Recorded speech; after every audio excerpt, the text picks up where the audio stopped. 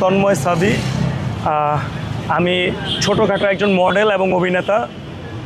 আমি মান্ডাতে থাকি, মান্ডা 71 নং ওয়ার্ড, পেয়ারালি গলি। তো আমি আজকে আপনাদের শরণাপন্ন হয়েছি একটি বিষয় নিয়ে, সেটা হচ্ছে মাদকের বিষয় নিয়ে আপনাদের সামনে শরণাপন্ন হয়েছি। আমাদের এলাকাতে একজন মাদক ডিলার এবং মাদক ব্যবসায়ী, ও হচ্ছে তার নাম হচ্ছে মামুন, ওরফে রকেট মামুন, ঠিক আছে। তো দীর্ঘদিন যাবৎ উনি হচ্ছে আমার বাসার সামনে মাদকের ডিলিংস করে আসছে, এবং উনার ধারা মুগদা থানার আন্ডারে মানিকনগর, মুগদা এবং মান্ডা টোটালটাই উনি কাভার করে মাদক দিয়ে।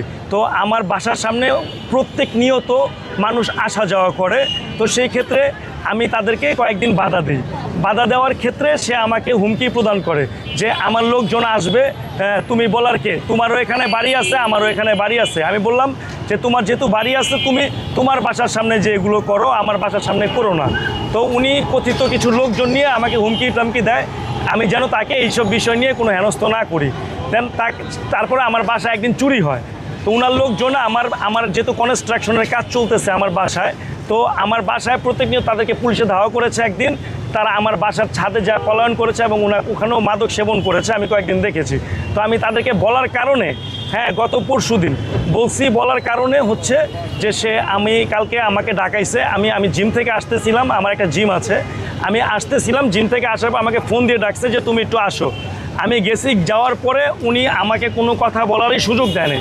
কোনো কথা বলার না সুযোগ দিই আমাকে ইচ্ছা মতো পেছন থেকে আমাকে বাস দিয়ে, আমি কেন তাকে বাধা দিলাম, তার ছেলে মেয়েদেরকে কেন বাধা দিলাম মাদক ব্যবসা নিয়ে, সে পেছন থেকে আমাকে বাস দিয়ে বাড়ি দিছে, এবং আমাকে আপনার হচ্ছে ইটা নিয়ে, মানে পাথর নিয়ে সে আমার যে এখানে একটা বাড়ি দিছে, আর চোখের ভিতরে আঘাত করেছে।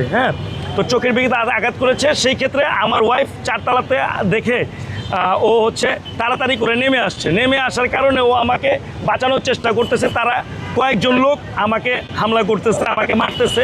ও বাঁচানোর চেষ্টা করার কারণে ও হচ্ছে আমার ওয়াইফ, ওর একটা প্রবলেম আছে, গাইনি প্রবলেম, হার্নিয়ার প্রবলেম। তো ওকে ওরা পেটের ভিতরে লাথি দিচ্ছে, লাথি দিয়ে ওরে ফেলে, ওরে হচ্ছে আপনার ইচ্ছা মতো আমাকেও মারছে, ওকেও মারছে। এখন আমার কথা হচ্ছে, আমাদেরকে মারছে হচ্ছে তাদেরকে কেন আমরা বাধা দিলাম।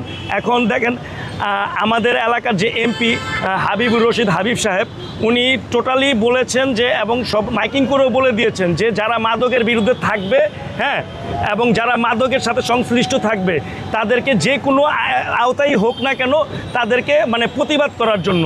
তো আমি প্রতিবাদ করতে আজকে আমি হেনস্থ হয়েছি, এবং তারা হচ্ছে আমাকে প্রত্যেক এখন হুমকি দিয়ে যাচ্ছে। এখন আমার থ্রেট দিতেছে যে আমাকে মেরে ফেলবে, আমাকে আর ওকেও বলতেছে যে তোর জামাইকে যে কোনো সময় আমরা মেরে ফেলতে পারি। তো ওনাদের নাকি কথা বলা বলেই পড়তেছে যে আমাদের পিস্তল আছে, যে কোনো সময় তোরে আমরা গুলি করে মেরে ফেলবো। তো আমি এখন এখানে আপনাদের শরণাপন্ন হয়েছি।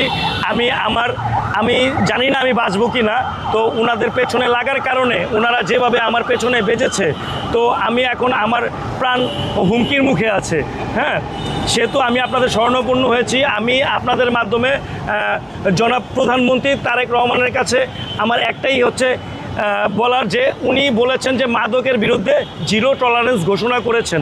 তো আমরা ইয়াং জেনারেশন যদি মাদকের বিরুদ্ধে যাই, এখন যদি আমাদের প্রাণ হুমকির ভিতরে যায়, তাহলে আমরা কিভাবে এটা নিয়ে প্রতিবাদ করব। এখন আমি তো আপনাদের কাছে এসেছি এই কারণেই যে আমি খুব